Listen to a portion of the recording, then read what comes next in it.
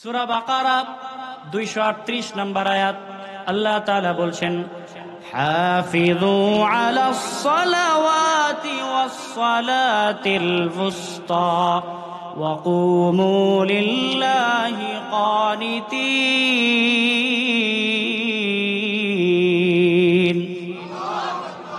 তোমরা নামাজের প্রতি গুরুত্ব দাও, নামাজের হেফাজত করো, নামাজের যত্ন নাও। স্পেশালি মধ্যবর্তী নামাজ, ফজর আর জোহরের মাঝখানে নামাজ কি? আসর। এশা আর মাগরিবের মাঝখানে নামাজ কোনটা? আসর। আসরের নামাজটা আল্লাহ রাব্বুল আলামিনের কাছে কেন এত বেশি প্রিয়? আসরের সময়ের কসম আল্লাহ রাব্বুল আলামিন কেন করলেন? কারণ প্রত্যেকটা মানুষ, আমার সাথে, আপনার সাথে, সবার সাথে ফেরেশতা আছে না নাই? আমরা যাই করি ভালো মন্দ রেকর্ড করছে, ঠিক কিনা? সব কিছু লিখতেছে, ঠিক কিনা? এই যে আমাদের সামনে সাথে যে ফেরেশতা আছে, ফেরেশতাদের শিপমেন্ট চেঞ্জ হয় আসরের সময়। কোন সময়? আসরের সময় একদল ফেরেশতা তারা আসমানে চলে যায়।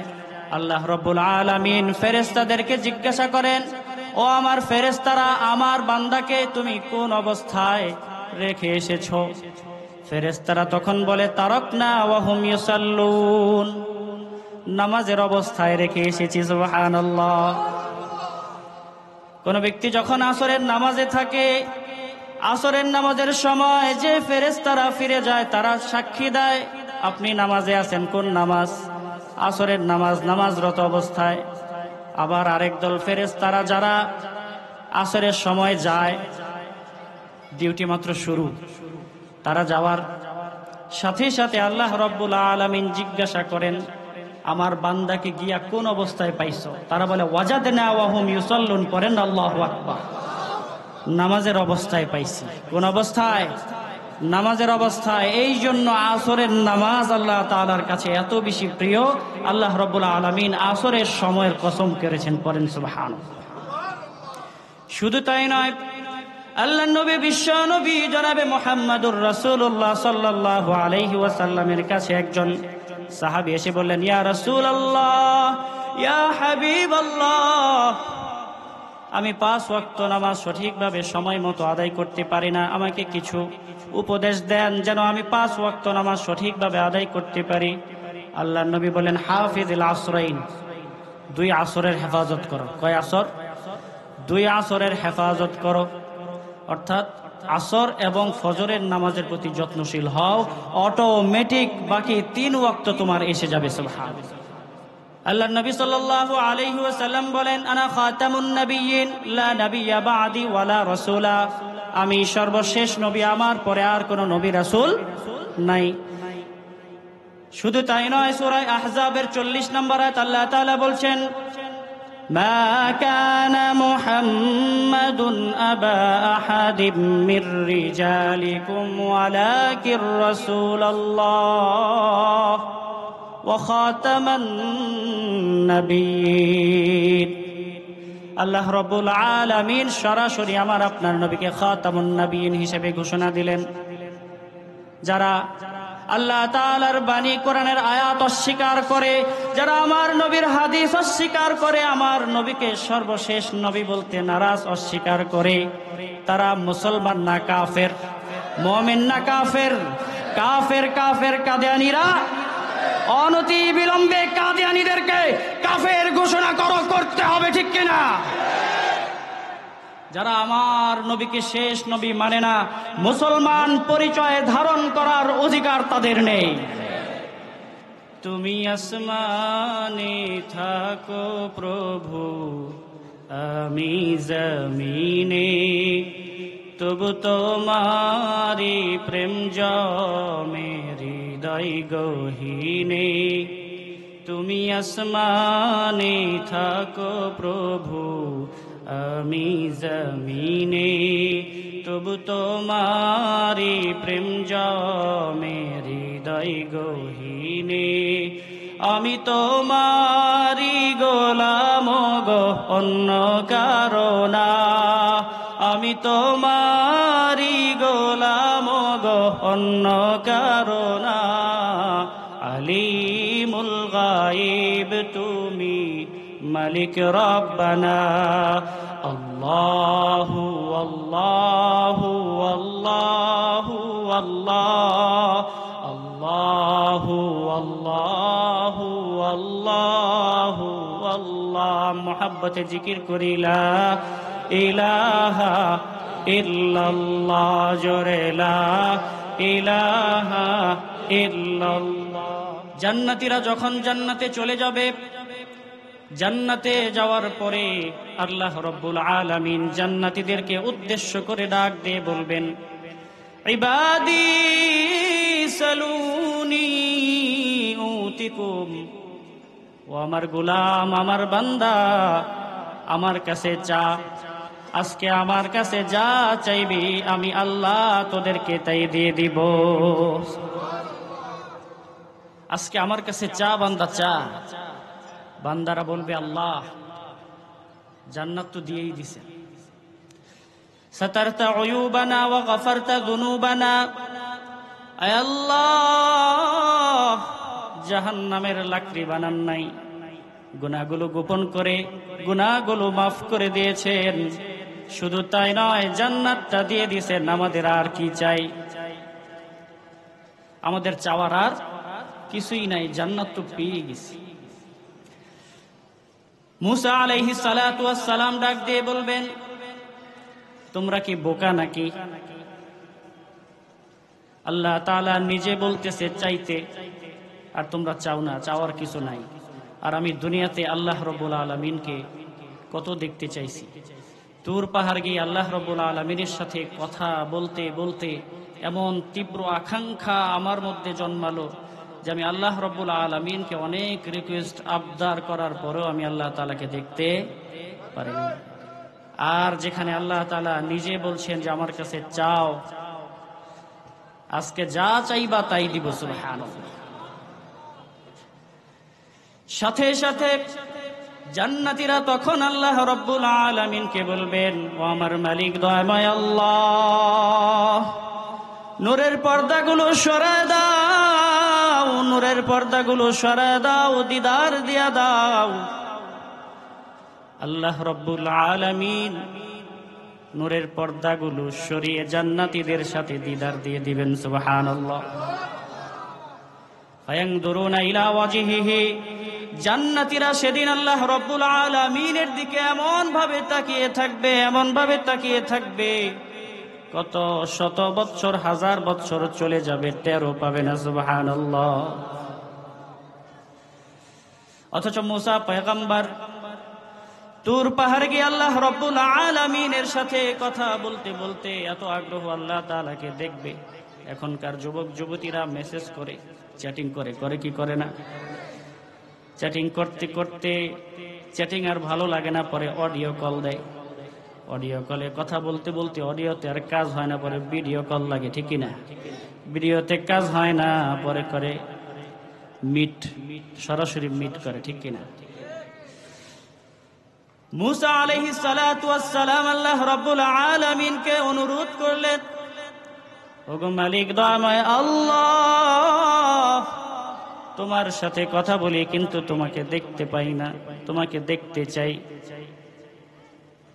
সূরা আরাফ 143 নম্বর আয়াত। আল্লাহ তাআলা বলছেন, মুসা পয়গম্বর, ক্বালা রাব্বি আরিনি আনজুরু ইলাইক। ও আমার মালিক দয়াময় আল্লাহ, তোমাকে দেখতে চাই। আল্লাহ রাব্বুল আলামিন সাফ জানিয়ে দিলেন, ক্বালা লান তারানি, আমাকে দেখা অসম্ভব, ইম্পসিবল। মুসা আলাইহিস সালাতু ওয়াস সালাম আল্লাহ রাব্বুল আলামিনকে বারবার যখন আবদার করলেন, রিকোয়েস্ট করলেন, আল্লাহ তাআলা বললেন, ওয়ালাকিন ইনজুর ইলাল জাবাল ফাইন ইসতাকাররা মাকানাহু ফাসাউফা তারানি। তুমি তুর পাহাড়ের দিকে তাকাও, এই পাহাড় যদি তার নিজ অবস্থানে স্থির থাকতে পারে তাহলে আমাকে দেখতে পাবা। আল্লাহ রাব্বুল আলামিন তার অসংখ্য অগণিত নূরের পর্দা থেকে আল্লাহ রাব্বুল আলামিন যখন একটা পর্দা সরানোর জন্য 1 সেকেন্ডও না, 1 সেকেন্ডকে 1000 ভাগ করলে হয় 1 মাইক্রোসেকেন্ড। 1000 মাইক্রোসেকেন্ডকে ভাগ করলে 1000 ভাগ করলে হয় 1 ন্যানো সেকেন্ড। আল্লাহ তাআলা 1 ন্যানো সেকেন্ডের জন্য ওনার নূরের তাজাল্লি তুর পাহাড়ের উপর দিলেন, সাথে সাথে একেবারে তুর পাহাড় তছনছ হয়ে গেল। সুবহানাল্লাহ। فلما تجلى ربه للجبل جعله دكا وخر موسى صعيقا পড়েন আল্লাহু আকবার। আল্লাহ রাব্বুল আলামিন যখন তুর পাহাড়ের উপর নূরের তাজাল্লি দিলেন, মুসা আলাইহিস সালাতু ওয়াস সালাম একেবারে বেহুশ হয়ে চিৎপটাং হয়ে গেছেন। আল্লাহু আকবার। মুসা আলাইহিস সালাতু ওয়াস সালাম আল্লাহ তাআলাকে দেখতে পান নাই। আমি আপনি আল্লাহ তাআলাকে দেখতে চাই কি চাই না?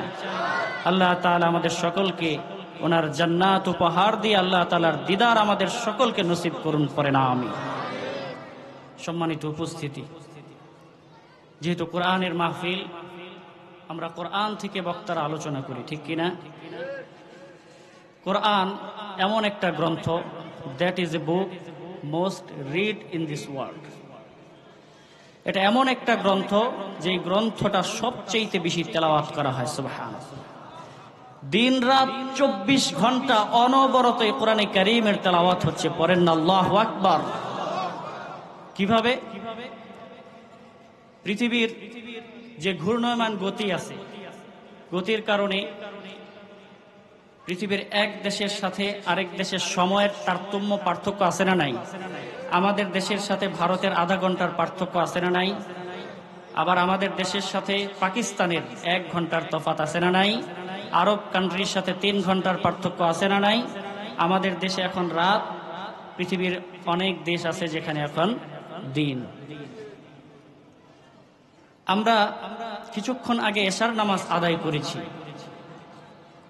কোন কোন দেশ আছে যারা এখন মাগরিবের নামাজ আদায় করার জন্য প্রস্তুতি নিচ্ছে। কোন কোন দেশ আসরের নামাজ, কোন কোন দেশ জোহর, কোন কোন দেশ ফজর। এইভাবে প্রতিনিয়ত সারা বিশ্বব্যাপী আজানের ধ্বনি প্রকম্পিত হচ্ছে, পড়েন না সুবহানাল্লাহ। আজান হলে পরে আমরা একটা ইবাদত করি, সেই ইবাদতের নাম কি? নামাজ। আর নামাজের মধ্যে আমরা একটা কিতাব, একটা গ্রন্থ থেকেই তেলাওয়াত করি, সেটার নাম কি? আল কোরআন। ইমাম সাহেব নামাজটা শুরু করে দিয়েই সূরাতুল ফাতিহা তেলাওয়াত করে, ঠিক কিনা? আলহামদুলিল্লাহি রাব্বিল আলামিন আর রহমানির রহিম মালিকি ইয়াউমিদ্দিন ইয়্যাকা না'বুদু ওয়া ইয়্যাকা নাস্তাঈন। পড়েন আল্লাহু আকবার। এই যে সূরাতুল ফাতিহা এতবার তেলাওয়াত আমরা শুনছি, অসংখ্য অগণিতবার, হাজার হাজার লক্ষ লক্ষ বার, কোটি কোটি বার, ঠিক কিনা? প্রত্যেক নামাজে সূরা ফাতিহা আছে না নাই? এতবার এই সূরাটা তেলাওয়াত শুনছি, কখনো কি এই সূরাটা শুনতে আমাদের বিরক্ত লেগেছে? কখনো কি কোনো মুসল্লি অভিযোগ করেছে, হুজুর এই সূরার তেলাওয়াত শুনতে শুনতে একেবারে বিরক্ত, নতুন আরেক সূরা পড়েন, কোরআনে কারীমের তো সূরার অভাব নাই? কখনো কি এমন হয়েছে? এই যে কোরআনে কারীম এত অসংখ্য অগণিতবার তেলাওয়াত হচ্ছে, তেলাওয়াত করছি, তেলাওয়াত শুনছি, তারপরেও এক একজন ইমামের কণ্ঠে এক এক রকম মজা লাগে, স্বাদ লাগে, ঠিক কিনা? কোরআনে কারীম যত তেলাওয়াত শুনি তত আমাদের অন্তরকে যিনি ঠান্ডা করে দেন তিনি কে? কোরআনে কারীম এভাবে সারা বিশ্বব্যাপী দিন রাত অনবরত তেলাওয়াত হচ্ছে, পড়েন সুবহানাল্লাহ। কোরআনে কারীমের তেলাওয়াত শুনলে আল্লাহ তাআলা আমাদের অন্তরকে ঠান্ডা করে দেন, ঈমানকে বৃদ্ধি করে দেন। সূরা আনআমের 2 আয়াতে আল্লাহ তাআলা বলছেন, ইন্নামাল মুমিনুনা আল্লাযীনা ইযা যুকিরাল্লাহ।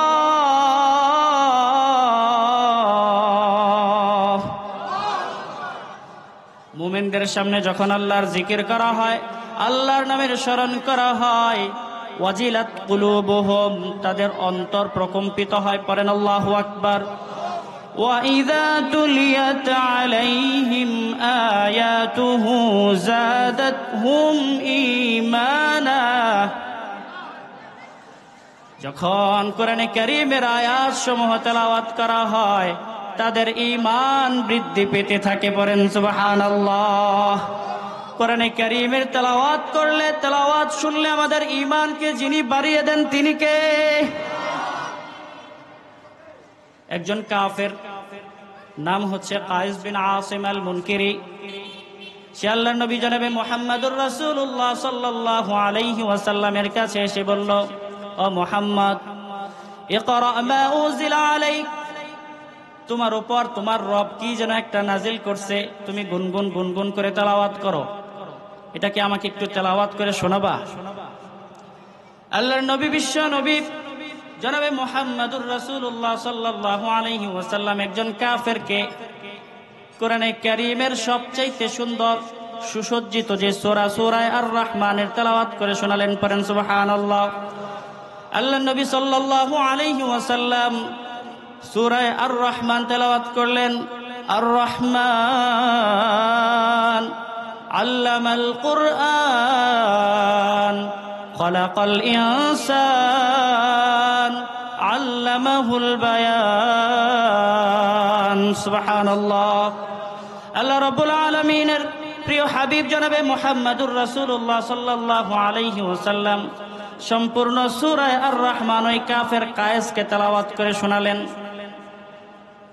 কায়েস বিন আসিম একজন কাফের কোরআনে কারীমের তেলাওয়াত শুনে আল্লাহর রাসূল সাল্লাল্লাহু আলাইহি সাল্লামকে বলে, ও মুহাম্মদ, কি পড়লা তুমি? আমার অন্তরটা শীতল হয়ে যাচ্ছে। পড়েন না সুবহানাল্লাহ। কোরআন তেলাওয়াত শুনলে আমাদের অন্তরকে যিনি ঠান্ডা করে দেন, শীতল করে দেন, তিনি কে? কায়েস বিন আসিম বলেন, ওগো মুহাম্মদ, তুমি কি আরেকটা বার আমাকে কোরআনে কারীমের তেলাওয়াত করে শোনাবা? আল্লাহর নবী জনাবে মুহাম্মদুর রাসূলুল্লাহ সাল্লাল্লাহু আলাইহি ওয়াসাল্লাম দ্বিতীয়বারের মতো সূরা আর রহমান তেলাওয়াত করলেন। দুইবার সূরা আর রহমানের তেলাওয়াত শুনে কাফেরের চোখ দিয়ে টপ টপ করে পানি পড়া শুরু হয়ে গেল। আল্লাহু আকবার। এরপরে আবার বলছে, ওগো মুহাম্মদ, আরেকবার কি আমাকে তেলাওয়াত করে শোনাবা? আল্লাহর নবী, বিশ্ব নবী একটু বিরক্ত হন নাই, রাগান্বিত হন নাই। তৃতীয়বারের মতো সূরা আর রহমান তেলাওয়াত করা শুরু করে দিলেন। আল্লাহর নবী যখন সূরা আর রহমান তেলাওয়াত শুরু করলেন, আর রহমানু আল্লামাল কুরআনা খালাকাল ইনসান,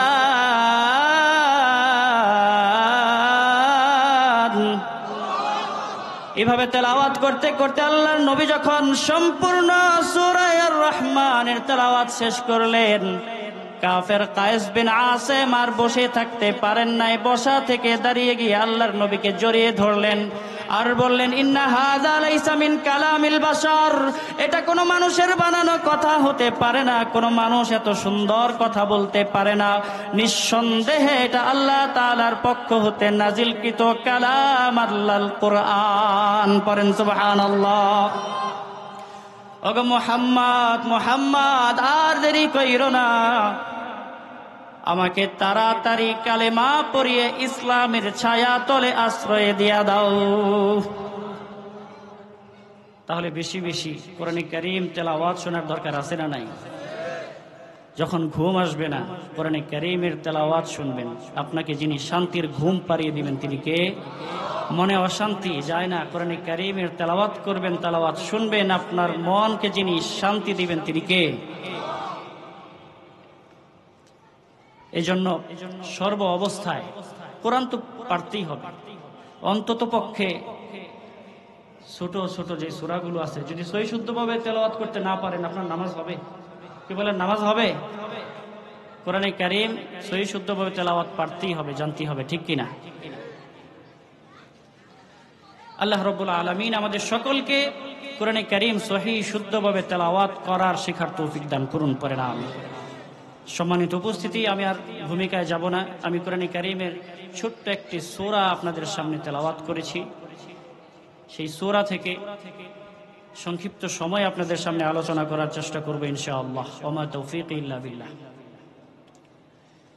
সূরার নাম হচ্ছে সূরাতুল আসর। সূরার নাম কি? সূরাতুল আসর।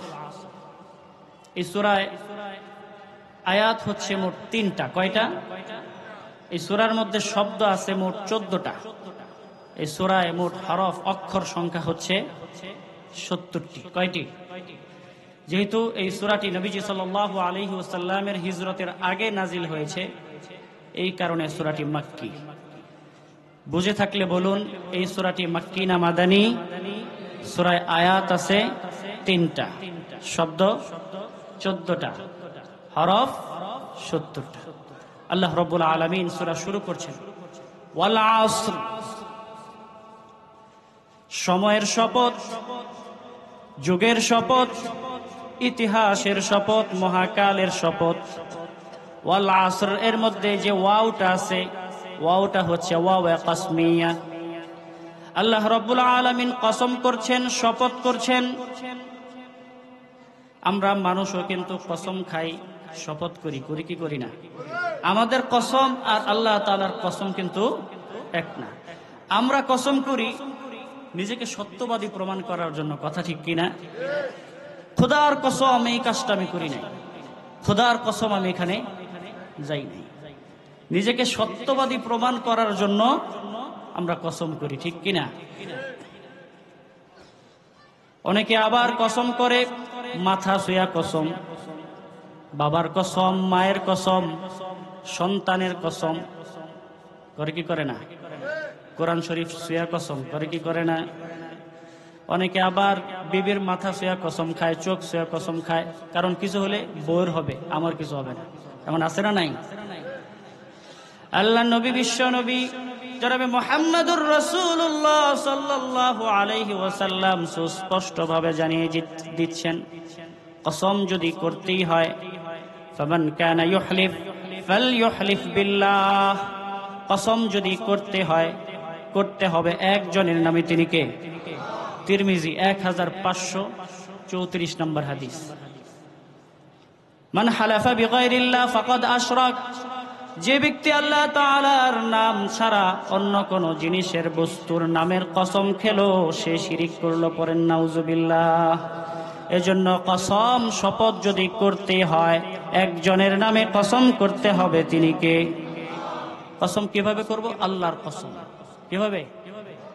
আল্লাহর কসম। আরবিতে যদি করি ওয়াল্লাহি বিল্লাহি তাল্লাহি, এর বাইরে আর কোনো কসম করা যাবে না। কারণ কসম হচ্ছে একটা ইবাদত। ইবাদত করি আমরা কার জন্য? আল্লাহ তাআলার জন্য। আল্লাহ রাব্বুল আলামিন সবচাইতে বড়, তাই আমরা মানুষেরা আল্লাহ তাআলার নামে কসম খাই, শপথ করি, ঠিক কিনা? যেহেতু আল্লাহ তাআলা সবচাইতে বড়, আল্লাহ তাআলা কিসের কসম করবেন? আল্লাহ রাব্বুল আলামিন এমন বিষয়ের কসম করবেন যার সত্যতা কেউ অস্বীকার করতে পারে না। এই জন্য আল্লাহ রাব্বুল আলামিন সময়ের শপথ করলেন, ওয়াল আসর, সময়ের শপথ। সময় এত গুরুত্বপূর্ণ একটা জিনিস। আপনার সময় আছে, জীবন আছে, হায়াত আছে। আপনার সময় শেষ, জীবন শেষ, হায়াতও শেষ। ইংরেজিতে একটা কথা আছে, time and tide wait for none, ঠিক কি না? সময় আর স্রোত কারোর জন্য অপেক্ষা করে না। আল্লাহ রাব্বুল আলামিন সময়ের শপথ করছেন। সময়ের শপথ কেন করলেন? বিজ্ঞান অনেক কিছু আবিষ্কার করলেও সময় নিয়ে কুল কিনারা করতে পারে না। সুবহানাল্লাহ। বিজ্ঞান হচ্ছে সসীম, লিমিটেড, কিছুটা প্রমাণ, কিছুটা অনুমান। আর কোরআনে কারীম হচ্ছে পুরোটাই প্রমাণ আর প্রমাণ, অসীম, আনলিমিটেড। বলেন সুবহানাল্লাহ। তাই বিজ্ঞান বুঝতে হবে আনলিমিটেড, অসীম কোরআন দিয়ে, ঠিক কিনা? লিমিটেড, সসীম বিজ্ঞান দিয়ে কোরআনকে মাপা যায় না। আমার ভাইরা, আমরা বিজ্ঞান বিরোধী নই, বিজ্ঞানের বিপক্ষে নই, কিন্তু বিজ্ঞান শিখানোর নামে আমার আপনার কোমলমতি শিশুদেরকে ট্রান্সজেন্ডার শিক্ষা দেওয়া হবে, শরীফ থেকে শরীফা শিক্ষা দেওয়া হবে, সমকামিতা প্রমোট করা হবে।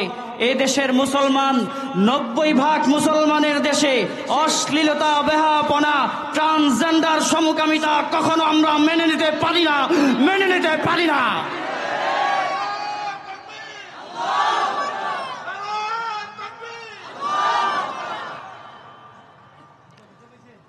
আমার ভাইরা, বিজ্ঞান শিখান, তবে বিজ্ঞান শিখানোর নামে উল্টাপাল্টা কিছু শেখানো আমরা কখনোই মেনে নিব না, ঠিক কিনা? বিজ্ঞান এই সময় নিয়ে কোনো কুল কিনারা করতে পারে নাই। বিজ্ঞান পরিবর্তনশীল, বিজ্ঞানের থিসিস থিওরি পরিবর্তনশীল। একজন বিজ্ঞানী একটা থিওরি, তার থিসিস আরেকজন বিজ্ঞানী পরিবর্তন করতে পারে। কোন বিজ্ঞানী যদি আগের থিসিস থিওরি থেকে মজবুত দলিল প্রমাণ নিয়ে আসে, তাহলে আগের পূর্বের যে থিওরি থিসিস আছে সেটা বাতিল, ঠিক কিনা? কিন্তু কোরআনে কারীম, বিজ্ঞানময় কোরআন, কোরআনে কারীমের থিসিস পরিবর্তন, থিওরি পরিবর্তন দূরের কথা, একটা জের জবর নুক্তা পরিবর্তন করার ক্ষমতা কারো নাই, ঠিক কিনা? এজন্য বিজ্ঞান বলে, বিজ্ঞানের একটা থিওরি হচ্ছে বিগ ব্যাং থিওরি। বিজ্ঞান বলে 1380 কোটি বছর আগে এই পৃথিবী বলতে কিছুই ছিল না। 1380 কোটি বছর আগে একটা মহা বিস্ফোরণ হয়েছে। এই বিস্ফোরণের মাধ্যমে পৃথিবীর সৃষ্টি হয়েছে। করেন নাউজুবিল্লাহ। পৃথিবীর সৃষ্টি হওয়ার পরে সর্বপ্রথম পৃথিবীর মধ্যে যেই জিনিসটা যুক্ত হয়েছে সেটা হচ্ছে সময়। আধুনিক বিজ্ঞানের জনক আইনস্টাইন এই সময় নিয়ে অনেক ঘাটাঘাটি করেছেন, অনেক থিওরি দিয়েছেন। এমনকি তার শাগরেদ স্টিফেন হকিং, সেও এই সময় নিয়ে অনেক গবেষণা থিসিস তার আছে, কিন্তু চূড়ান্ত কোনো ঘোষণা দিতে পারে নাই। সুবহানাল্লাহ। কারণ সময় হচ্ছে হায়াতের সমষ্টি। সময় আছে, হায়াত আছে, রূহ আছে। আপনার সময় শেষ, আপনার হায়াতও শেষ, রূহটাও বের হয়ে যাবে, ঠিক কিনা? আল্লাহর নবী, বিশ্ব নবী জনাবে মুহাম্মদুর রাসূলুল্লাহ সাল্লাল্লাহু আলাইহি ওয়াসাল্লামকে জিজ্ঞাসা করা হলো, ইয়াসআলুনাকা আনির রূহ, সূরা বনী ইসরাঈলের 85 নম্বর আয়াত। হে নবী, আপনাকে লোকেরা রূহ সম্পর্কে জিজ্ঞাসা করে, আপনি লোকদেরকে বলে দিন, কুলির রূহু মিন আমরি রাব্বি ওয়া মা উতীতুম মিনাল ইলমি ইল্লা কলিলা। পড়েন সুবহানাল্লাহ। হে নবী, আপনি বলে দিন, রূহটা হচ্ছে আমি আল্লাহর স্পেশাল আদেশ। ওয়া মা উতীতুম মিনাল ইলমি ইল্লা কলিলা, এই রূহ সম্পর্কে তোমাদেরকে খুব যত সামান্য এলেম জ্ঞান দান করা হয়েছে। সুবহানাল্লাহ। এই রূহ কি? আমেরিকান একজন বিজ্ঞানী গবেষণা করতে করতে সে রূহ কি এটা সে ধরে ছাড়বে। রূহ কি দেখা যায়? জান কি দেখা যায়? এই রূহ যতক্ষণ আমার মধ্যে আছে আমি আপনাদের সামনে কথা বলতে পারবো, রূহটা বের হয়ে যাবে আমি লাশ, ঠিক কিনা? তো রূহ সে বিজ্ঞানী ধরবেই। সে একটা বুলেট প্রুফ গ্লাস দিয়ে একটা রুম বানালো, মৃত্যু সজ্জায় শায়িত এমন ব্যক্তিকে সে এই বুলেট প্রুফ গ্লাসের ঘরে আনলো। আনার পরে সে সিসি ক্যামেরা, বিভিন্ন যন্ত্র লাগালো যে রূহটা কোন দিক দিয়ে বের হয় সে এটা ধরেই ছাড়বে। রূহটা বের হওয়ার আগে, ইন্তেকালের আগে, ওই মৃত সজ্জায় শায়িত মুমূর্ষু ব্যক্তিকে ওজন দেয়া হলো 80 কেজি। কয় কেজি? 80 কেজি। যখন রূহটা বের হয়ে গেল, রূহটা বের হওয়ার পরে রুমের মধ্যে আর কোথাও তো রূহ পায় না। খোঁজাখুঁজি করে সিসি ক্যামেরা, কত কিছু, রূহ কি আর দেখা যায়, স্পর্শ করা যায়, ধরা যায়? ধরা যায় না। কারণ এটা কার আদেশ? আল্লাহ তাআলার আদেশে জীবন দান করেন, আল্লাহ তাআলার আদেশে আবার রূহ বের হয়ে যায়, মানুষ মরে যায়, ঠিক কিনা? এখন মারা যাওয়ার পরে ওই মৃত ব্যক্তির লাশ যখন ওজন দেয়া হলো, হয়ে গেছে 82 কেজি। কয় কেজি? 82 কেজি। এখন সে একটা লেকচার দিল, আমি রূহ ধরতে পারি নাই কিন্তু রূহের ওজন ধরছি। কয় কেজি? 2 কেজি। এরপরে আরেকজন মুমূর্ষু ব্যক্তিকে সে রুমের মধ্যে ঢোকানো হলো। ঢোকানোর পরে তার ওজন মাপা হলো 71 কেজি। কত কেজি? 71 কেজি। তার ইন্তেকালের পরে রূহ তো সে স্পর্শ করতে পারলই না। তার ওজন দেয়া হলো, ওজন আরো 1 কেজি কমে 70 কেজি। পড়েন না সুবহানাল্লাহ। আগে যে থিওরি সে দিয়েছিল, এটার মধ্যে যখন গরমিল হয়ে গেল, কোনো কুল কিনারা সে করতে পারে নাই। সুবহানাল্লাহ। কারণ রূহটা হচ্ছে আল্লাহ তাআলার আদেশ। সময় আছে, আপনার রূহ আছে, জীবন আছে, সময় শেষ, আপনার জীবন শেষ, ঠিক কিনা? এই জন্য আল্লাহ রাব্বুল আলামিন সময়ের শপথ করছেন, সময়ের শপথ, ওয়াল আসর। জ্বলন্ত একটা উদাহরণ আপনাদেরকে দেই। বাংলাদেশে একজন স্বৈরাচার ছিল, দীর্ঘ 15-16 বছর সময় সে পেয়েছিল। 15-16 বছরে এই সময়টা তার এত দাপট ছিল, কি ক্ষমতা! বিরোধী দল মত সে দমন করে রেখেছিল, ঠিক কিনা? ফেসবুকে লেখা পর্যন্ত যাইতো না, গ্রেফতার, ঠিক কিনা? কিন্তু সে চলে যাওয়ার আগে সময় পেয়েছিল কয় মিনিট? মাত্র 40-45 মিনিট। জাতির উদ্দেশ্যে একটা ভাষণ সে দিতে চেয়েছিল, সেই সময়টাও তাকে দেওয়া হয় নাই। চিল্লায়া বলেন ঠিক কিনা? উলামায়ে কেরামদেরকে বলা হতো স্বাধীনতা বিরোধী, রাজাকার, ঠিক কিনা? উলামায়ে কেরামের জবানকে লাগাম দিতে চেয়েছিল তারা। কিন্তু আল্লাহ রাব্বুল আলামিন এমন পরিণতি তাদেরকে দিলেন, আমাদেরকে পাকিস্তানি রাজাকার বললেও আমরা কেউ কিন্তু পাকিস্তান যাইনি। কোন উলামায়ে কেরাম কিন্তু পাকিস্তান পালাই নাই। ভারতীয় রাজাকাররা ভারত পালিয়ে গিয়েছে, ঠিক কিনা? এবং এই স্বাধীনতাকে নস্যাৎ করে দেওয়ার জন্য, 24-এর এই বিজয়কে নস্যাৎ করে দেওয়ার জন্য পার্শ্ববর্তী রাষ্ট্র ভারত থেকে ভারতীয় রাজাকাররা বিভিন্নভাবে ষড়যন্ত্র চক্রান্ত করেই যাচ্ছে, ঠিক কিনা? এই জন্য মুসলমান ঐক্যবদ্ধ থাকতে হবে। যদি আমরা মুসলমান এক হয়ে যাই, পৃথিবীর কোন অপশক্তি, ইসলাম বিদ্বেষীরা মাথা চারা দিয়ে দেশের জমিনে দাঁড়াতে পারবে না।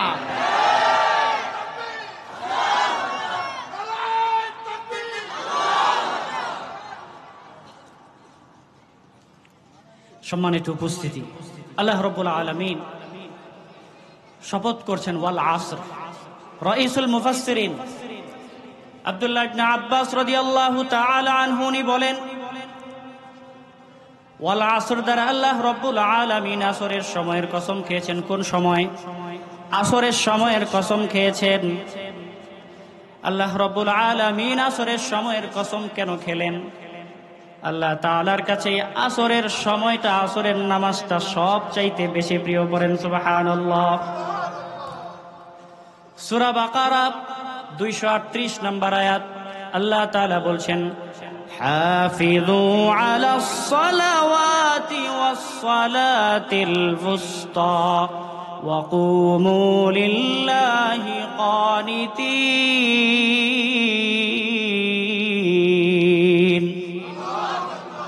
তোমরা নামাজের প্রতি গুরুত্ব দাও, নামাজের হেফাজত করো, নামাজের যত্ন নাও। স্পেশালি মধ্যবর্তী নামাজ, ফজর আর জোহরের মাঝখানে নামাজ কি? আসর। এশা আর মাগরিবের মাঝখানে নামাজ কোনটা? আসর। আসরের নামাজটা আল্লাহ রাব্বুল আলামিনের কাছে কেন এত বেশি প্রিয়? আসরের সময়ের কসম আল্লাহ রাব্বুল আলামিন কেন করলেন? কারণ প্রত্যেকটা মানুষ, আমার সাথে, আপনার সাথে, সবার সাথে ফেরেশতা আছে না নাই? আমরা যাই করি ভালো মন্দ রেকর্ড করছে, ঠিক কিনা? সব কিছু লিখতেছে, ঠিক কিনা? এই যে আমাদের সামনে সাথে যে ফেরেশতা আছে, ফেরেশতাদের শিপমেন্ট চেঞ্জ হয় আসরের সময়। কোন সময়? আসরের সময় একদল ফেরেশতা তারা আসমানে চলে যায়। আল্লাহ রাব্বুল আলামিন ফেরেশতাদেরকে জিজ্ঞাসা করেন, ও আমার ফেরেশতারা, আমার বান্দাকে তুমি কোন অবস্থায় রেখে এসেছো? ফেরেশতারা তখন বলে, তারাকনা ওয়া হুম ইউসাল্লুন, নামাজের অবস্থায় রেখে এসেছি। সুবহানাল্লাহ। কোন ব্যক্তি যখন আসরের নামাজে থাকে, আসরের নামাজের সময় যে ফেরেশতারা ফিরে যায় তারা সাক্ষী দেয় আপনি নামাজে আছেন। কোন নামাজ? আসরের নামাজ, নামাজরত অবস্থায়। আবার আরেক দল ফেরেশতারা যারা আসরের সময় যায়, ডিউটি মাত্র শুরু, তারা যাওয়ার সাথে সাথে আল্লাহ রাব্বুল আলামিন জিজ্ঞাসা করেন, আমার বান্দাকে গিয়া কোন অবস্থায় পাইছো? তারা বলে, ওয়াজাদনা ওয়া হুম ইউসাল্লুন। পড়েন আল্লাহু আকবার। নামাজের অবস্থায় পাইছি। কোন অবস্থায়? নামাজের অবস্থায়। এই জন্য আসরের নামাজ আল্লাহ তাআলার কাছে এত বেশি প্রিয়, আল্লাহ রাব্বুল আলামিন আসরের সময়ের কসম করেছেন, পড়েন সুবহানাল্লাহ। শুধু তাই নয়, আল্লাহর নবী বিশ্ব নবী জনাবে মুহাম্মদুর রাসূলুল্লাহ সাল্লাল্লাহু আলাইহি ওয়াসাল্লামের কাছে একজন সাহাবী এসে বললেন, ইয়া রাসূলুল্লাহ, ইয়া হাবিবাল্লাহ, আমি 5 ওয়াক্ত নামাজ সঠিকভাবে সময় মতো আদায় করতে পারি না, আমাকে কিছু উপদেশ দেন যেন আমি 5 ওয়াক্ত নামাজ সঠিকভাবে আদায় করতে পারি। আল্লাহর নবী বলেন, হাফিজুল আসরাইন, 2 আসরের হেফাজত করো। কয় আসর? 2 আসরের হেফাজত করো, অর্থাৎ আসর এবং ফজরের নামাজের প্রতি যত্নশীল হও, অটোমেটিক বাকি 3 ওয়াক্ত তোমার এসে যাবে। সুবহানাল্লাহ। আর আমরা মানুষেরা সব চাইতে বেশি অবহেলা করি এই 2 ওয়াক্ত নামাজের, ঠিক কিনা? শীতের দিন আরামের কম্বল আমরা ছাড়তে পারি না, ঠিক কিনা? যে ব্যক্তি এই আরামের বিছানা কম্বল ছেড়ে ঠান্ডা পানি দিয়ে ওযু করে ফজরের নামাজ আদায় করবে, তার জন্য বাকি ওয়াক্তের নামাজ এমনিই সহজ হয়ে যাবে, ঠিক কিনা? এজন্য আলাইহিস সালামের হাদিস নকল করে আমিও আপনাদের বলবো, এই 2 ওয়াক্ত নামাজ, হাফিজুল আসরাইন, 2 ওয়াক্ত নামাজের হেফাজত করেন। আমাকে আপনাকে 5 ওয়াক্ত নামাজি যিনি বানিয়ে দিবেন তিনি কে? আল্লাহ তাআলা আমাদের সকলকে 5 ওয়াক্ত নামাজি হিসেবে কবুল করেন, পারেন আমিন। এজন্য আল্লাহ রাব্বুল আলামিন বলছেন, ওয়াল আসর, সময়ের কসম, আসরের কসম। শপথ করার পরে আল্লাহ তাআলা এরপরে জবাব কসম বলছেন, ইন্নাল ইনসানা লাফি খুসর, সকল মানুষ ক্ষতির মধ্যে রয়েছে, সকল মানুষ ক্ষতির মধ্যে রয়েছে।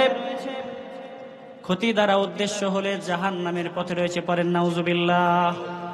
আল্লাহ রাব্বুল আলামিন কিন্তু বলেন নাই ইন্নাল মুসলিমিন, মুসলমানেরা ক্ষতির মধ্যে রয়েছে, এমনটা বলেন নাই। ইনসান মানে কি? মানুষ, সকল মানুষ ক্ষতির মধ্যে রয়েছে। আসুন আমরা এই মানুষের একটু হিসাব মিলাই। সারা বিশ্বে মোট জনসংখ্যা, মানুষের সংখ্যা হচ্ছে 8.25 বিলিয়ন, 800 কোটিরও বেশি। কয়শো কোটি? 800 কোটি। এর মধ্যে মাত্র 200 কোটি সামথিং মুসলমান। কয়শো কোটি? 200 কোটি। বাকি 600 কোটি কি? অমুসলিম। 600 কোটি যে ক্ষতির মধ্যে আছে, এই ব্যাপারে আপনাদের কোনো সন্দেহ আছে?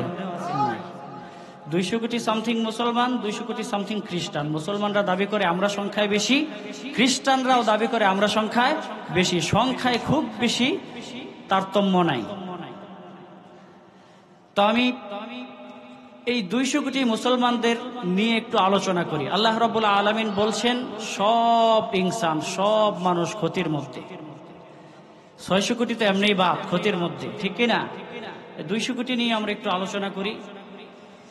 200 কোটির মধ্যে মুসলমান এমন অনেক দাবিদার আছে যারা দাবি করে আমি মুসলমান, মসজিদে গিয়ে নামাজ পড়ে, আল্লাহ রাব্বুল আলামিনের কুদরতি পায়ে গিয়ে সিজদা করে, আবার পীর বাবার পায়ে গিয়েও সিজদা করে, এমন মুসলমান দাবি করে, আছে না নাই? আমার ভাইরা, আমরা ইবাদত করি, সিজদা দেই কাকে? এমন কিছু গুরুতর অপরাধ আছে আল্লাহ তাআলা সহ্য করেন না, ক্ষমা করেন না। একটা উদাহরণ দিলে আপনারা বুঝবেন। আপনার স্ত্রী, আপনার ওয়াইফ, তার কিছু কিছু ভুল আপনি ক্ষমা করতে পারবেন। যেমন তরকারিতে লবণ একটু কম দেয়, একটু এলোমেলো চলে, নামাজটা পড়েন, আপনি শাসন করলে, বুঝালে, নসিহত করলে সে বুঝবে, ঠিক কিনা? কিন্তু আপনি যখন অফিসে থাকেন, আপনি যখন ব্যবসার কাজে বাহিরে থাকেন, আপনি যদি শোনেন আপনার স্ত্রী পর পুরুষকে সময় দেয়, কোন প্রকৃত স্বামী এটা কি কখনো মেনে নিতে পারবে? পারবে না। কারণ স্ত্রীর ভালোবাসা পাওয়ার অধিকার শুধুমাত্র স্বামীর, ঠিক কিনা? যখন এই ভালোবাসা স্বামীকে না দিয়ে পর পুরুষকে দিয়ে দিবে, কোন স্বামী কিন্তু এটা কখনো মেনে নিতে পারবে না। আর এটা ক্ষমার অযোগ্য অপরাধ। চিল্লায়া বলেন ঠিক কিনা? ঠিক তদ্রূপ ভাবে আমরা গোলামকার। আমাদের ইবাদত পাওয়ার উপযুক্ত একজন, তিনি কে? আমাদের সিজদা দিতে হলে দিতে হবে একজনকে, তিনি কে? যখন আল্লাহ তাআলার কুদরতি পায়ে সিজদা না দিয়ে আমরা পীরের পায়ে, সৃষ্টির পায়ে সিজদা দিয়ে দিলাম, সাথে সাথে আল্লাহ রাব্বুল আলামিনের সাথে আপনারও সম্পর্ক ছিন্ন হয়ে গেল। পড়েন নাউজুবিল্লাহ। আল্লাহ রাব্বুল আলামিনও এই ধরনের শিরিককে কখনো ক্ষমা করেন না। তাহলে যারা আল্লাহ ছাড়া গায়রুল্লাহর নামে গায়রুল্লাহকে সিজদা করে, মাজারে গিয়ে সিজদা করে, তাহলে তারাও ক্ষতির মধ্যে না ক্ষতির বাইরে? ক্ষতির মধ্যে। এই ব্যাপারে কোনো সন্দেহ আছে? এমন অনেক মুসলমান দাবি করে আমি মুসলমান, আমি জান্নাতের পথে আছি, কিন্তু বিপদে পড়লে আল্লাহ তাআলার কাছে সাহায্য না চেয়ে মাজারে গিয়ে সাহায্য চায়। সন্তান হয় না, মাজারে গিয়ে সাহায্য চায়। লাল সুতা কালা সুতা বাদে আছে না নাই? আরেকটা উদাহরণ আপনাদের দেই। আমাদের সবচাইতে, একজন সন্তানের সবচাইতে আপন হচ্ছে তার মা, ঠিক কিনা? সন্তানের সব কিছু দেখভাল করে, দুধ খাওয়ায়, গোসল করায় দেয়, খাবার দাবার অ্যারেঞ্জ করে, সবকিছু কে করে? মা। সন্তানের যখন ক্ষুধা লাগে তখন চাইবে কার কাছে? মায়ের কাছে। ব্যথা পাইছে বলবে কার কাছে? মায়ের কাছে। সন্তানের ক্ষুধা লাগলে পরে সন্তান যদি সরাসরি মাকে না বলে, বলে খালা আম্মাকে একটু কয়ে দেন আমারে যেন একটু ভাত দেয়, তাহলে মার কতটা খারাপ লাগবে। আরে আমার সন্তান, মা তো মাই, মার কোনো তুলনা আছে? তাহলে ক্ষুধা লাগলে আমার কাছেই না চাইবে, আমার কাছে না চেয়ে ভায়া ধরছে খালার কাছে গিয়ে বলছে, মার কষ্ট লাগবে কি লাগবে না? ঠিক তেমনি ভাবে আমার আপনার সব চাইতে আপন যিনি, তিনি কে? আপনার আমার বিপদ আমার মালিক দয়াময় আল্লাহর কাছে না চেয়ে যখন কোন সৃষ্টির কাছে চাইব, আল্লাহ তাআলাও তেমন ভাবে কষ্ট হন, নারাজ হন। আর এই ধরনের গুরুতর অপরাধ আল্লাহ তাআলা কখনো মাফ করেন না। নাউজুবিল্লাহ। তাহলে এই ভুলগুলো ক্ষমার অযোগ্য। এই শ্রেণীর মানুষ ক্ষতির মধ্যে না ক্ষতির বাইরে? ক্ষতির মধ্যে, ঠিক কিনা? এই 200 কোটি মুসলমানের মধ্যে অনেক মুসলমান দাবিদার আছে, দাবি করে মুসলমান, নামাজও পড়ে, মসজিদও আছে, মসজিদে মুয়াজ্জিন সাহেব আছে, আজান হয়, ইমাম সাহেব আছে, ইমামতিতে নামাজ হয়, দাবি করে মুসলমান। কিন্তু আমার আপনার নবী জনাবে মুহাম্মাদুর রাসূলুল্লাহ সাল্লাল্লাহু আলাইহি ওয়াসাল্লামকে শেষ নবী মানে না? আছে না নাই? তারা কি ক্ষতির মধ্যে না ক্ষতির বাইরে? আল্লাহর নবী সাল্লাল্লাহু আলাইহি ওয়াসাল্লাম বলেন, আনা খাতামুন নাবিয়্যিন লা নাবিয়্যা বা'দি ওয়ালা রাসূলা, আমি সর্বশেষ নবী, আমার পরে আর কোন নবী রাসূল নাই। শুধু তাই নয়, সূরা আহজাবের 40 নম্বর আয়াত আল্লাহ তাআলা বলছেন, মা কানা মুহাম্মাদুন আবা আহাদিম মির রিজালিকুম ওয়ালাকির রাসূলুল্লাহ ওয়া খাতামান নাবিয়্যিন। আল্লাহ রাব্বুল আলামিন সরাসরি আমার আপনার নবীকে খাতামুন নাবিয়্যিন হিসেবে ঘোষণা দিলেন। যারা আল্লাহ তাআলার বাণী কোরআনের আয়াত অস্বীকার করে, যারা আমার নবীর হাদিস অস্বীকার করে, আমার নবীকে সর্বশেষ নবী বলতে নারাজ, অস্বীকার করে, তারা মুসলমান না কাফের? মুমিন না কাফের? কাফের। কাফের কাদিয়ানীরা অনতি বিলম্বে কাদিয়ানীদেরকে কাফের ঘোষণা করতে হবে, ঠিক কিনা? যারা আমার নবীকে শেষ নবী মানে না, মুসলমান পরিচয় ধারণ করার অধিকার তাদের নেই। ধরেন আমার আপনার বাবা দাদা, কারো বাবা দাদা যদি ডাক্তার হয়, সন্তান যদি পড়ালেখা না করে, ডাক্তারি একাডেমিক কোনো শিক্ষা তার নাই, যদি বলে যে আমার পূর্বপুরুষ বাপ দাদা ডাক্তার ছিল, আমিও চেম্বার খুলে বসলাম, ডাক্তার দাবি করলাম, আমার কাছে চিকিৎসার জন্য আসো, তাহলে মানুষ চিকিৎসার জন্য তার কাছে আসবে? কারণ ডাক্তারের ছেলে হলেই ডাক্তার হওয়া যায় না, ইঞ্জিনিয়ারের ছেলে হলেই ইঞ্জিনিয়ার হওয়া যায় না। ডাক্তার হতে হলে সার্টিফিকেট লাগবে, একাডেমিক শিক্ষা লাগবে, ঠিক কিনা? ঠিক তেমনি ভাবে পীরের ছেলে হলেও পীর হওয়া, দেখা গেছে দাদা ভালো পীর ছিল, হাক্কানি পীর, ওয়ারিস সূত্রে এই মুসালসাল ধারাবাহিকতা চলছে, ঠিক কিনা? এজন্য আল্লাহ রাব্বুল আলামিন বলছেন ইল্লাল্লাযীনা আমানু, ঈমান এনেছে যারা, ক্ষতি থেকে বেঁচে গিয়েছে তারা। আমাদের ঈমানের তো এই অবস্থা, আমরা ঈমান বিধ্বংসী যাই করি না কেন আমাদের ঈমানের কিছু হয় না, লোহার মতো যেই সেই। হ্যাঁ, নামাজ পড়ি বা না পড়ি, ঈমানের যত বিরোধী কাজ করি, আমাদের ঈমান লোহার মতো যেই সেই, কিছুই হয় না। নামাজ পড়ি না এক ওয়াক্ত, ঈমান ঠিক আছে এমন দাবি মানুষ করে কি করে না? এটা কখনোই সঠিক না। কারণ ঈমান ইয়াজিদ ওয়া ইয়ানকুসু, ঈমান বাড়ে এবং কমে। ঈমান তিন প্রকার। ঈমান কয় প্রকার? তিন প্রকার। এক নাম্বার হচ্ছে ফেরেশতাদের ঈমান। ফেরেশতাদের ঈমান সবসময় স্থির, কারণ তারা সর্ব অবস্থায় জান্নাত দেখছে, জাহান্নাম দেখছে, আল্লাহ তাআলার কুদরত তারা সবসময় দেখছে। তাদের ঈমান নড়চড় হয় না, বাড়েও না কমেও না। দুই নাম্বার হচ্ছে নবীদের ঈমান। নবীদের ঈমান সবসময় শুধু বাড়ে আর বাড়ে, কখনোই কমে না। তিন নম্বরে হচ্ছে আমাদের ঈমান নড়বড়ে অবস্থা। হ্যাঁ, এমন অনেক কারণ আছে যার কারণে ঈমান ভেঙে যায়। আমরা ওযু ভঙ্গের কারণ জানি, নামাজ ভঙ্গের কারণ জানি, কিন্তু ঈমান ভঙ্গের কারণ জানি না। জেনে নিব, আজকে আমার আলোচ্য বিষয় এটা না, আমি সেদিকে যাব না। জেনে নিবেন তো ইনশাআল্লাহ। আমরা ঈমানদার দাবি করলেই ঈমানদার হওয়া যাবে না। বাপ দাদা মুমিন ছিল তাই আমরাও মুমিন, এটা দাবি করা যাবে না। দাবি করলেও ঈমানদার হওয়া যাবে না। আর ঈমানদার তো ছিল তারা যারা হাসতে হাসতে ফাঁসির মঞ্চে চলে গিয়েছে, ঠিক কিনা? ঈমানদার তো ছিল তারা, আপনারা জানেন কোরআনের পাখি আল্লামা সাইদি রাহিমাহুল্লাহ দীর্ঘ 13 বছর ওনাকে জেলখানায় বন্দি রেখে জুলুম নির্যাতন করা হয়েছে। জেলখানায় থাকা অবস্থায় কোরআনের পাখিকে অফার দেওয়া হয়েছিল, আপনি কোরআনের তাফসীর করা ছেড়ে দেন, আপনি ইসলামী রাজনীতি জামাতে ইসলাম ছেড়ে দেন, আপনি বিদেশে চলে যান, আপনাকে টাকা পয়সা ধন সম্পদ সব কিছু দেওয়া হবে, আপনি বিদেশে গিয়ে লাক্সারিয়াস জীবনযাপন করেন। কোরআনের পাখি অফারগুলো গ্রহণ করে বলতে তো পারতেন, আরে আমি তো 50 বছর কোরআনের তাফসীর করেছি, আমার যে জনপ্রিয়তা, মানুষের অন্তরে আমার জন্য যে ভালোবাসা, আমি আর কোরআনের তাফসীর না করলেও চলবে। অফার গ্রহণ করতে পারতেন কি পারতেন না? কিন্তু জালিমের কারাগারে দীর্ঘ 13টা বছর জুলুম নির্যাতন সহ্য করে জীবন দিয়েছেন, ঈমান দেন নাই, কারাগারে তাকে শহীদ করে দেওয়া হয়েছে, ঠিক কিনা? আর ঈমান তো ছিল তাদের। আর আমার আপনার ঈমানের কি অবস্থা? তারপরেও এক শ্রেণীর লোকেরা বলে আকীদায় সমস্যা।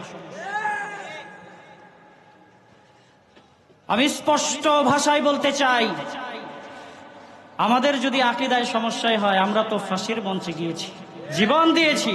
তোমাদের আকীদা নিয়ে এদেশে ইসলাম প্রতিষ্ঠার জন্য তোমাদের কি ভূমিকা, কি অবদান, এটা জাতি জানতে চায়, ঠিক কিনা? তাই ফতুয়াবাজি বন্ধ করেন, মুসলমানদের মধ্যে বিভক্তি বন্ধ করেন। তাবলিগ জামাতের মধ্যে বিভক্তি আছে না নাই? দুই গ্রুপ লেগে গেছে।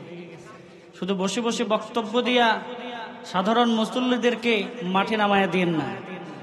আপনারা বড় বড় আলেম, বড় বড় জায়গায় যান, ওখান থেকে বসে এটাকে সমাধান করেন। সাধারণ মুসল্লিদেরকে ময়দানে নামিয়ে রক্তাক্ত করার অধিকার আপনাদের নাই, ঠিক কিনা? এই জন্য সময় এসেছে ঐক্যবদ্ধ হওয়ার।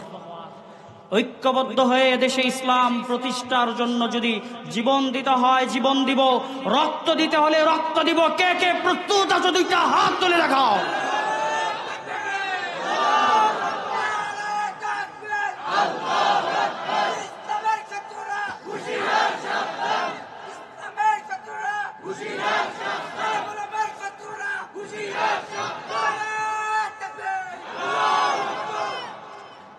এরপরে আল্লাহ রাব্বুল আলামিন দ্বিতীয় যে ফর্মুলা বলছেন, ওয়া আমিলুস সালিহাত। ক্ষতি থেকে বাঁচতে হলে ঈমান হলেই চলবে না, ঈমান আনার পরে নেক কাজ করতে হবে, আমলে সালেহ করতে হবে। ঈমান এবং নেক আমল একটা আরেকটার সাথে সম্পৃক্ত। আপনার ঈমান আছে, আপনি নেক আমল করেন না, এই ঈমান আপনাকে জাহান্নামের আগুন থেকে বাঁচাতে। আবার আপনি অনেক নেক আমল করেন কিন্তু আপনার ঈমান নাই, তাহলে ঈমান ছাড়া নেক আমলের কোনো দাম মূল্য নাই। অনেক অমুসলিম তারা নেক কামল ভালো কাজ করে না, কিন্তু এই ভালো কাজের বিনিময়ে আল্লাহ তাআলার কাছে নেকি সওয়াব পাবে, জান্নাতে যাবে? যাবে না। কারণ কি? ঈমান নাই। গ্রাম দেশে মানুষ কল চাপে বালতি ভরার জন্য, ঠিক কিনা? এখন বালতির তলা যদি ফোটা হয়, যতই কষ্ট করে কল চাপেন না কেন, বালতি পানি দিয়ে ভরবে? কারণ কি? তলা ফোটা। ঠিক তেমনি ভাবে আপনার ঈমান নাই, যত ভালো কাজ করেন এই নেক আমলের কোনো দাম নাই। আবার আপনার ঈমান আছে, নেক আমল করেন না, তাহলে এই ঈমানও আপনাকে বাঁচাতে পারবে না। যদি ক্ষতি থেকে বাঁচতে চাই তাহলে ঈমান আনার সাথে সাথে নেক আমল করতে হবে। সূরা কাহাফ 107 নম্বর আয়াত আল্লাহ তাআলা বলছেন, ইন্নাল্লাযীনা আমানু ওয়া আমিলুস সালিহাত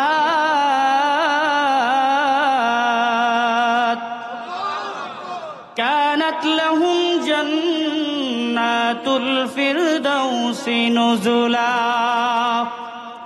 আল্লাহ রাব্বুল আলামিন বলছেন, যারা ঈমান আনার সাথে সাথে নেক আমল করে, সৎ কাজ করে, আমি আল্লাহ তাআলা তাদের জন্য জান্নাত তৈরি করে রেখেছি। ছোট জান্নাত না, সবচাইতে বড় জান্নাত, জান্নাতুল ফিরদাউস। পড়েন আল্লাহু আকবার। 3 নম্বরে আল্লাহ রাব্বুল আলামিন ক্ষতি থেকে বাঁচতে হলে যে ফর্মুলা বলছেন সেটা হচ্ছে ওয়াতাওয়াসাউ বিল হক। হকের উপর থাকার জন্য পরস্পরকে নসিহা করতে হবে, উপদেশ দিতে হবে। কি করতে হবে? মা হুয়াল হক, what is the definition of হক? হক কি? আপনারা সবাই জানেন, আল ইসলামু হাক্কুন ওয়াল কুফরু বাতিলুন। ইসলাম হচ্ছে হক। ইসলাম কি? ইন্নাদ দীনা ইনদাল্লাহিল ইসলাম। আল্লাহ রাব্বুল আলামিনের কাছে শুধুমাত্র গ্রহণযোগ্য ধর্ম হচ্ছে কি? ইসলাম। আমরা মসজিদে যাওয়ার সময় সুন্দর করে ওযু করি, মসজিদে ইসলামের বিধিবিধানগুলো আমরা পালন করি, ঠিক কিনা? মসজিদ থেকে বের হয়ে ইসলাম বিদ্বেষী, ইসলামের বিরুদ্ধে যত কাজ আছে সব কিছু করি। আমরা ইসলামকে মসজিদের মধ্যে সীমাবদ্ধ করে রেখেছি, ঠিক কিনা? মসজিদে গিয়ে ইসলাম পালন করি, মসজিদ থেকে বের হয়ে ইসলামের বিরুদ্ধে কাজ করি, একজন আরেকজনকে গালি দেয়, আছে না নাই? মসজিদে সুন্দর করে ইসলামের বিধিবিধান পালন করে মসজিদ থেকে বের হয়ে আরেকজনের জায়গা, জমি, বাড়ি গাড়ি আত্মসাৎ করে, আছে না নাই? মসজিদে ইসলাম পালন করে মসজিদ থেকে বের হয়ে ব্যবসায় ভেজাল দেয়, ওজনে কম দেয়, আছে না নাই? তাহলে ইসলাম শুধু মসজিদে থাকলেই হবে না। এই সমাজকে যদি সুন্দর করতে হয়, শান্তিপূর্ণ করতে হয়, তাহলে ইসলাম সমাজের প্রত্যেকটা সেক্টরে থাকার দরকার, আছে না নাই? সমাজের প্রত্যেকটা সেক্টরে যদি ইসলাম প্রতিষ্ঠিত হয়ে যায়, ইসলাম মানেই হচ্ছে শান্তি। ইসলাম মানে কি? শান্তি। কিভাবে শান্তিপূর্ণ হবে? কিভাবে? আল্লাহ রাব্বুল আলামিন বলছেন, আস-সারিকু ওয়াস-সারিকাতু ফাকতাউ আইদিয়াহুমা জাযাআম বিমা কাসাবা নাকালাম মিনাল্লাহ। চোর, চাই পুরুষ হোক বা নারী, তার বিধান হচ্ছে, ইসলামী বিধান কি? হাত কেটে দিতে হবে, ঠিক কিনা? এই কুনিপাড়া আজিম বক্স মসজিদের সামনে একটা চোরের ইসলাম অনুযায়ী যদি বিচার কার্য পরিচালনা করে হাত কেটে আজিম বক্স মসজিদের সামনে লটকায় রাখা যায়, শুধু এই কুনিপাড়া কেন, পুরো তেজগাঁয়ের যত চোর বাটপার আছে সবগুলো খাম্বার মতো সোজা হয়ে যাবে, ঠিক কিনা? এই জন্য এক শ্রেণীর চোর বাটপাররা চায় এদেশে ইসলাম প্রতিষ্ঠা না হোক, ঠিক কিনা? কারণ সমাজের প্রত্যেকটা সেক্টরে যদি ইসলাম প্রতিষ্ঠা হয়ে যায়, ওই পার্লামেন্টে যদি ইসলাম প্রতিষ্ঠা হয়ে যায়, চুরি, বাটপারি, জেনা, ব্যভিচার, চাঁদাবাজি বন্ধ হয়ে যাবে, ঠিক কিনা? যদি